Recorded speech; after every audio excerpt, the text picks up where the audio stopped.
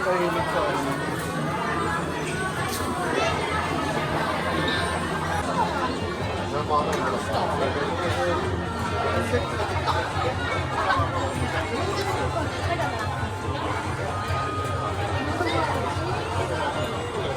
皆さんこんにちは。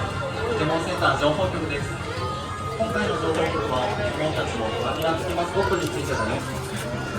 モンスターボールがデザインされたパラミナ付きでマスコットをバッグやレコードに付けられるよ。ラインナップは全29種類。ぜひお気に入りのポケモンをゲットしてパートナーとの楽しい毎日を過ごしてね。それでは次回の情報局もお楽しみに。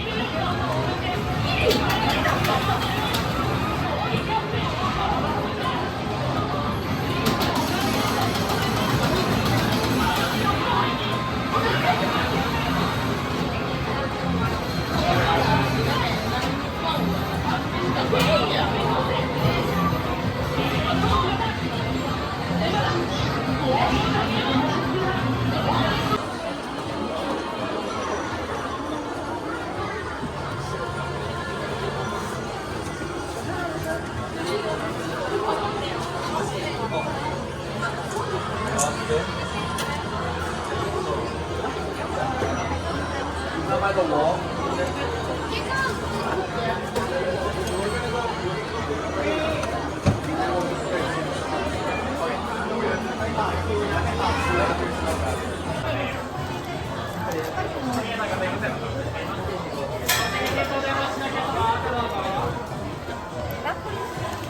ケモンカードアイテムとランダムアイテム、ロイターのエクスチェンジをお願いします。はい、よりだば。はい。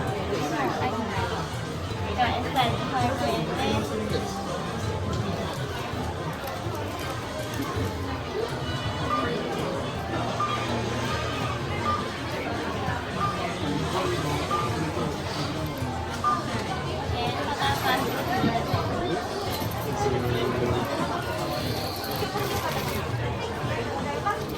はい、かけお願いします。